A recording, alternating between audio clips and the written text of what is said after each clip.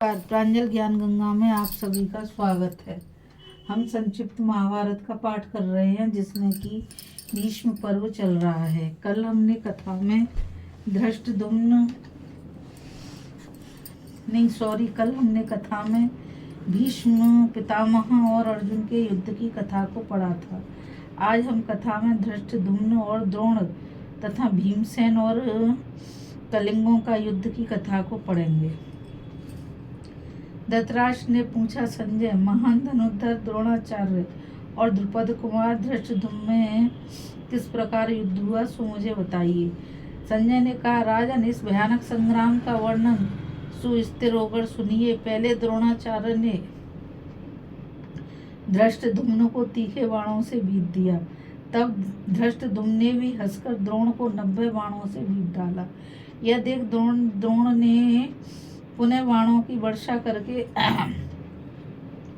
द्रुपद कुमार को ढक दिया और उसके प्राणों का अंत करने के लिए द्वितीय काल दंड के समान एक भयंकर बाण हाथ में लिया। उसे धनुष पर चढ़ाते देख सारी सेना में हाहाकार मच गया। महाराज, उस समय वहां पर धृष्टद्युम्न का अद्भुत पुरुषार्थ मैंने अपनी आंखों से देखा। उसने मृत्यु के समान भयंकर उस बाण को आते ही काट दिया। फिर द्रोण के प्राण लेने की इच्छा से उसने बड़े वेग से शक्ति का प्रहार किया। उस शक्ति को द्रोणाचार्य ने हंसते हंसते काट दिया और उसके 3 टुकड़े कर डाले। यह देख उसने पुनः 5 बाणों से द्रोण को घायल किया। तब द्रोण ने द्रुपद कुमार का धनुष काट दिया। फिर सारथी को रथ से मार गिराया और उसके 4 घोड़ों को भी मार डाला। सारथी और घोड़ों के मर जाने से जब वह रथहीन हो गया तो हाथ में गदा लेकर रण में कूद पड़ा और अपना पौरुष दिखाने लगा। इसी समय द्रोण ने एक अद्भुत काम किया। धृष्टद्युम्न अभी रथ से उतरा भी नहीं था कि उन्होंने अनेकों बाण मारकर उसके हाथ से गदा गिरा दी। तब वह ढाल और तलवार लेकर बड़े वेग से द्रोण के ऊपर झपटा, किंतु आचार्य ने बाणों की झड़ी लगाकर उसे आगे बढ़ने से रोक दिया। यद्यपि उसकी गति रुक गई तो भी वह बड़ी फुर्ती के साथ द्रोण के छोड़े हुए बाणों को ढाल से पीछे हटाने लगा। इतने में महाबली भीमसेन ने सहसा उसकी सहायता के लिए वहां आ पहुंचे। भीम ने आते ही 7 तीखे बाण मारकर द्रोणाचार्य को बीध डाला और धृष्टद्युम्न को तुरंत अपने रथ पर बिठा लिया। तब दुर्योधन ने भी द्रोणाचार्य की रक्षा के लिए कलिंगराज भानुमान को बहुत बड़ी सेना के साथ भेजा। महाराज, आपके पुत्र की आज्ञा के अनुसार कलिंगों की वह महती सेना भीमसेन के ऊपर चढ़ाई।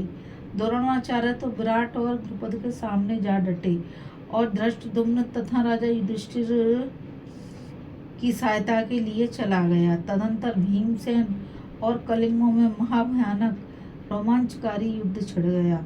भीमसेन अपने ही बाहुबल के भरोसे धनुष टंकारते हुए कलिंगराज के साथ युद्ध करने लगे।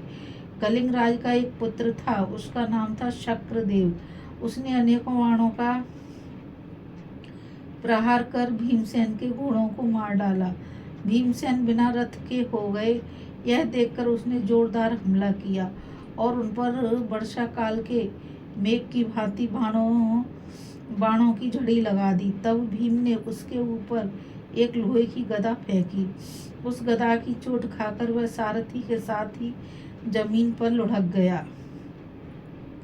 अपने पुत्र को मरते देख कलिंगराज ने हजारों रथियों की सेना लेकर भीम को चारों ओर से घेर लिया। भीमसेन ने वह गदा फेंककर हाथों में ढाल और तलवार ले ली। वह देख कलिंगराज क्रोध में भर गया और उसने भीमसेन के प्राण लेने की इच्छा से उन पर एक सर्प के समान विषैला बाण छोड़ा। भीमसेन ने अपनी तलवार से उस तीखे बाण के 2 टुकड़े कर दिए और उसकी सेना को भयभीत करते हुए बड़े जोर से हर्षनाद करने लगे। अब तो कलिंगराज के क्रोध की सीमा ना रही। उसने पत्थर पर रगड़कर तीखे किए हुए 14 तोमर भीमसेन के ऊपर फेंके। भीमसेन ने तुरंत तलवार से उनके टुकड़े टुकड़े कर दिए और फिर भानुमान पर धावा किया। भानुमान ने बाणों की वर्षा से भीमसेन को ढक दिया और उच्च स्वर से सिंहनाद किया। भीमसेन भी बड़े जोर से सिंह के समान दहाड़ने लगे।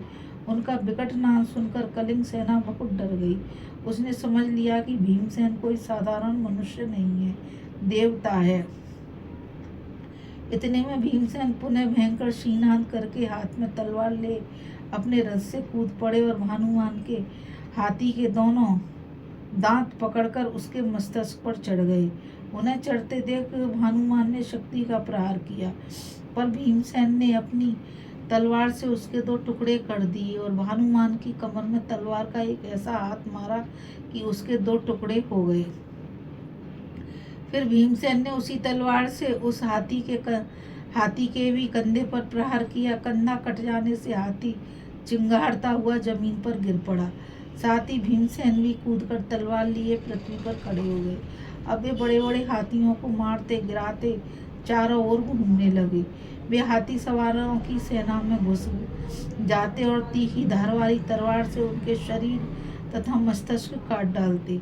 भीमसेन उस समय पैदल और अकेले थे, तो भी क्रोध में भरे हुए प्रलयकालीन यमराज के समान वे शत्रुओं का भय बढ़ा रहे थे।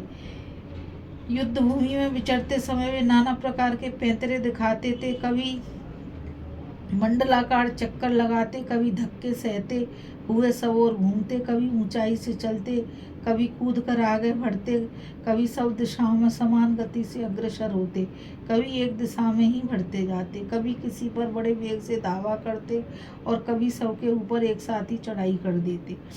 वे कूद कर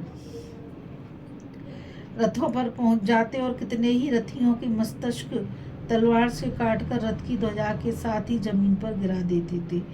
उन्होंने कितने ही योद्धाओं को पैरों तले कुचलकर मार डाला, कितनों को ऊपर उछालकर पटक दिया, कितनों को तलवार के घाट उतारा, कितनों को अपनी गर्जना से डराकर भगाया और कितने ही वीरों को अपने अक्षय वेग से धराशायी कर दिया। कितनों ही ने तो इन्हें देखते ही भय के मारे प्राण त्याग दिए। यह सब होने पर भी कलिंगों की बहुत बड़ी सेना भीमसेन को चारों ओर से घेर कर चढ़ाई। उसके मुहाने पर श्रुतायु को खड़े देख भीमसेन उसका सामना करने को बढ़े। उन्हें आते देख श्रुतायु ने भीम की छाती में 9 बाण मारे। भीमसेन क्रोध से जल उठे। इतने में ही अशोक भीमसेन के लिए एक सुंदर रथ ले आया। उस पर आरूढ़ होकर उन्होंने तुरंत कलिंग वीर श्रुतायु पर धावा किया। श्रुतायु ने पुनः भीमसेन पर बाण बरसाना आरंभ कर दिया। उसके छोड़े हुए 9 तीखे बाणों से घायल होकर भीम चोट खाए हुए सांप की भांति फुंकारने लगे।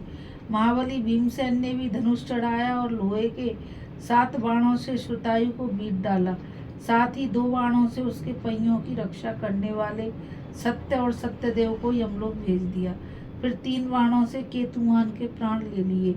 यह देखकर कलिंग वीर श्रुतायु को बड़ा क्रोध हुआ और उसकी सेना के कई हजार क्षत्रियों ने भीम को घेर लिया। फिर तो चारों ओर से भीमसेन पर शक्ति, गदा, तलवार, तोमर, सृष्टि और फरसों की वर्षा होने लगी। भीमसेन शस्त्रों की वर्षा का निवारण करके हाथ में गदा ले बड़े वेग से कलिंग सेना में घुस गए और 700 योद्धाओं को यमराज के घर भेज दिया। इसके बाद पुनः 2000 कलिंग वीरों को उन्होंने मौत के घाट उतार दिया। भीमसेन का यह पराक्रम अद्भुत था। इसी प्रकार वे बारंबार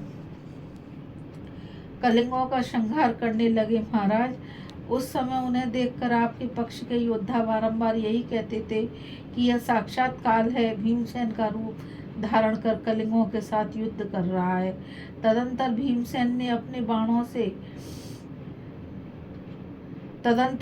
जी ने अपने बाणों से भीमसेन के घोड़ों को मार डाला। तब भीम गदा हाथ में लेकर रथ से कूद पड़े। इधर सात्यकी ने भीमसेन का प्रिय करने के लिए भीष्म के सारथी को मार गिराया। सारथी के गिरते ही घोड़े हवा से बात करते हुए भीष्म जी को रणभूमि से बाहर भगा ले गए। भीमसेन कलिंगों का संहार करके अकेले ही सेना के बीच में खड़े थे, तो भी कौरव पक्ष के किसी भी वीर की उनके पास जाने की हिम्मत नहीं थी। इतने में धृष्टद्युम्न वहां आया और उन्हें अपने रथ पर बिठाकर सबके देखते देखते अपने दल में ले गया। भीमसेन पांचाल और मत्स्य देशीय वीरों से मिले। सात्यकी ने भीमसेन की प्रशंसा करते हुए कहा, बड़े सौभाग्य की बात है जो आपने कलिंग राज भानुमान राजकुमार केतुमान शक्रदेव तथा अन्य बहुत से कलिंग वीरों का संहार किया। कलिंग सेना का व्यूह बहुत बड़ा था। इसमें असंख्य हाथी घोड़े और रथ थे और बड़े बड़े धीर वीर उनकी रक्षा करते थे, परंतु आपने अकेले ही अपने बाहुबल से उसका नाश कर दिया। इतना कहकर सात्यकी ने भीमसेन को छाती से लगा लिया और अपने रथ में बिठाकर उनका साहस बढ़ाता हुआ वह पुनः कौरव वीरों का संहार करने लगा। इस कथा में बस इतना ही। अभी हम कथा में धृष्टद्युम्न और द्रोण का तथा भीमसेन और कलिंगों के युद्ध की कथा को पढ़ रहे थे। अब हम आगे कथा में धृष्टद्युम्न, अभिमन्यु और अर्जुन का पराक्रम की कथा को पढ़ेंगे। अब मुझ गीता रावत को आज्ञा दीजिए। कल फिर मिलेंगे एक नई कथा के साथ। और मैं आपसे यही कहना चाहूँगी कि आप सभी इस चैनल को ज़्यादा से ज़्यादा लाइक, शेयर और सब्सक्राइब कीजिए ताकि ये अमूल्य ज्ञान अधिक से अधिक लोगों तक पहुँच सके। इस कथा में बस इतना ही। राधे राधे, जय श्री कृष्णा, नमस्कार। कल फिर मिलेंगे।